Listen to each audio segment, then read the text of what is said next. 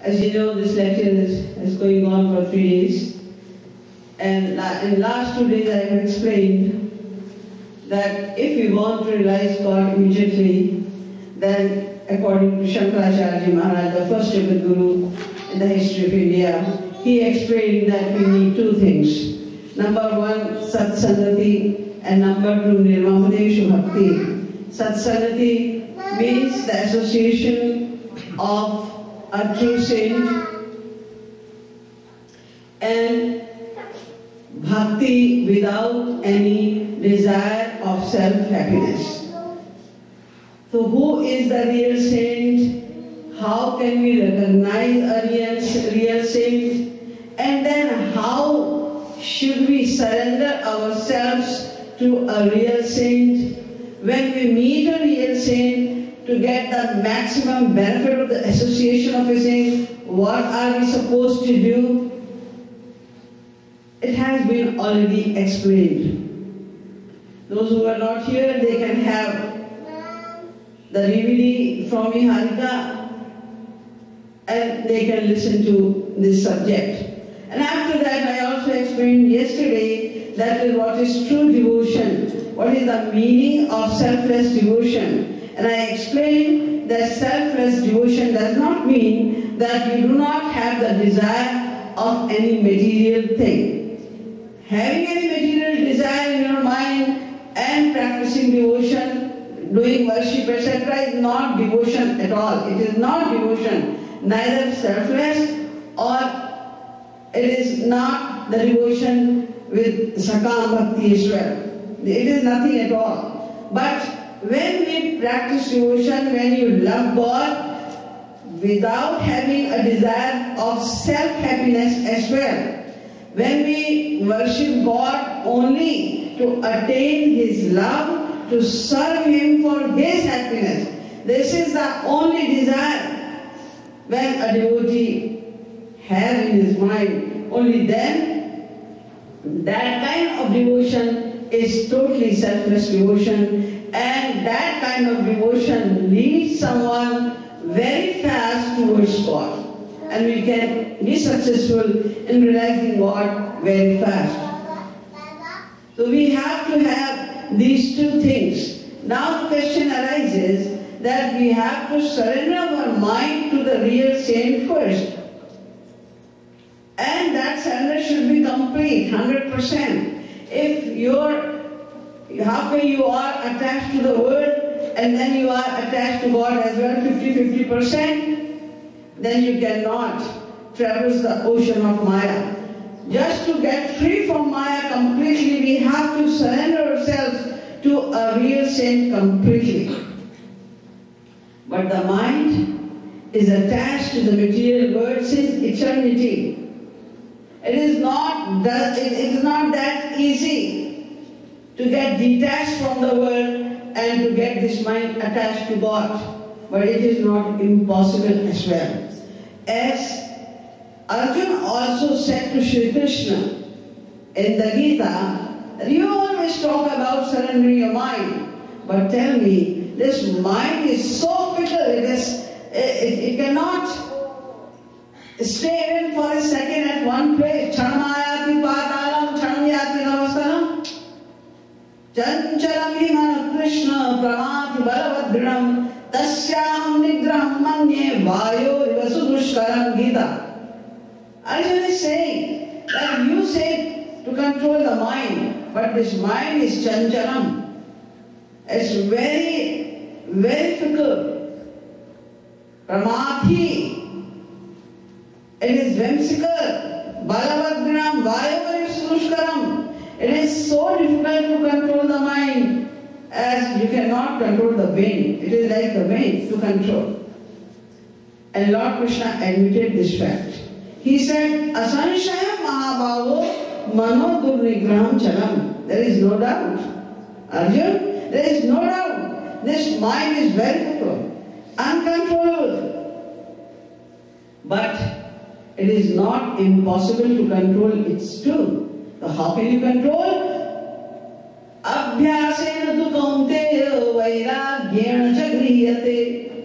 You can control this mind only by abhyas and vairagya. Abhyas means practice. Vairagya means renunciation. So what kind of abhyas you need? What is abhyas? What practice you have to do? And how would you renounce the world? Now these two questions come in our mind. So the main thing is to renounce the attachments of the world. The main problem is this. Then to attach it to God is not that difficult. Because we belong to God already. That's why if mind is detached from the world, then it is not impossible to attach it to God.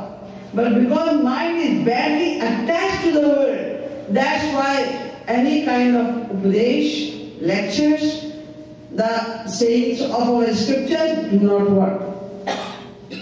First of all, we have to know that how can we detach from the material world. And if we listen to the lectures, reading the scriptures, to be detached from the world, it won't work at all. We have heard many lectures in this life too. Then what to say of innumerable lives? In each life we have been hearing the lectures of the great saints, and they all are teaching us the same thing again and again. Even then, we just listen to those lectures. Oh yeah, your lecture was very excellent. It was very good, very beneficial. So what did you think today? Oh, we are the Grihastha, we are the householders. How can we do all this? So was this lecture given for the sadhu sangha who are already sannyasi? It was given, the lectures are given only for those who are really attached to the world. And you put it off saying that, no, I am a material being, how can I be that much detached from the world? But we can do, as Lord Krishna said, Abhyas Vairagyabhyam Tad Nirodha, Chandalya Sutra. Only by practice and renunciation. So how can we do? How can we renounce? How can we be detached from this world? Not by lectures. Not by reading the scriptures. Then only by your experience. You have to use your own experience of life. Only the experiences of your life will turn you off from this material world. Only then you will be detached from this world. Nothing else can help you. So we have to know few things just to be detached from this world, and then with the help of observation and introspection, we can get our mind detached from this material world. So what should we know? There are two kinds of concepts about the world. We have to know the real picture of this unreal world. First of all, we have to know the picture, the real picture of the world. Whatever we are seeing in this world is not the real picture of the world. The world is real, but the picture which is coming in front of us, which we are seeing, is not the real picture of the world. It is extremely unreal picture of the world. And we have to know the real picture of the world. As soon as we will know the real picture of the world, we can never be attached to this world. What is the real picture of the world? You must have heard from many saints, like Shankaracharya ji, the first Jagat Guru, and his followers. They established a philosophy that this world is fake, unreal. What do you mean?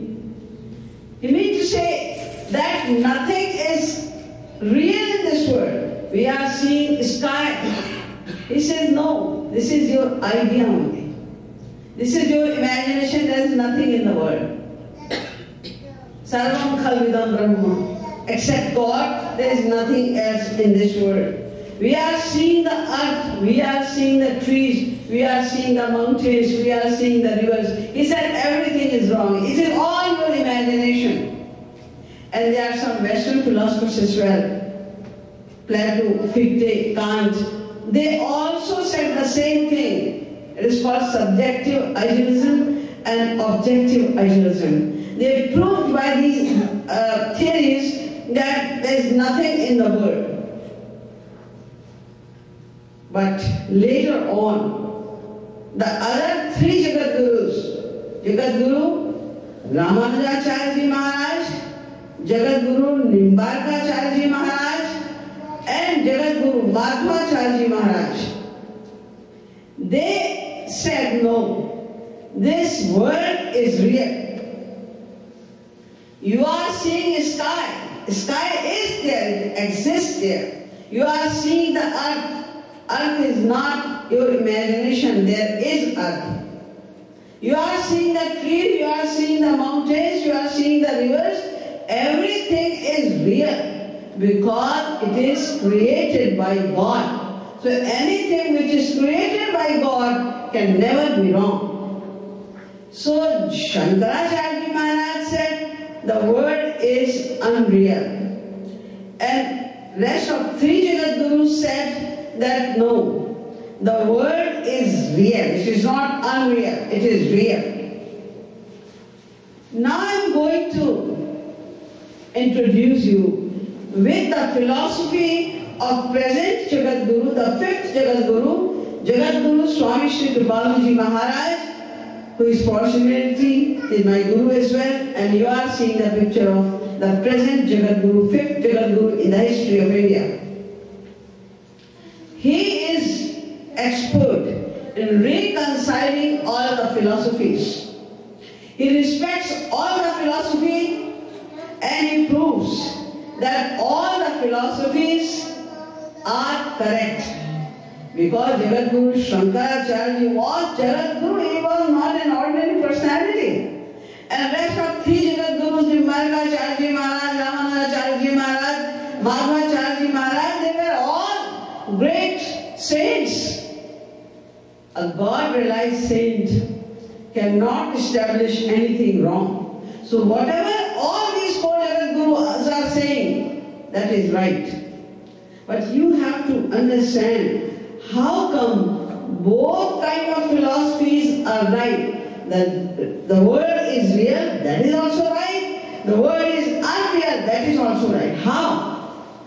Sri Maharaj Ji, Jagadguru Sri Kripaluji Maharaj, he said, because there are two kinds of world. There are two kinds of world. One world is real and one world is unreal. Two kinds of the world? Yes. You are seeing this world. Whatever you are seeing here, as the sky or earth or water or plants, etc. Whatever you are seeing here, it is created by God and it cannot be unreal. It is real world. If Shankaracharya says, or his followers says, no, it is imagination only, it is not real, then ask Shankaracharya, how did you write the scriptures? When you wrote the scriptures, you needed paper, yes. You needed ink, you needed pen, yes. Then how come it was unreal? And if everything was unreal, then how did you get the paper? How did you get the ink? How did you write the scriptures? It means there is paper, there is ink, there is pen. The entire world is not unreal.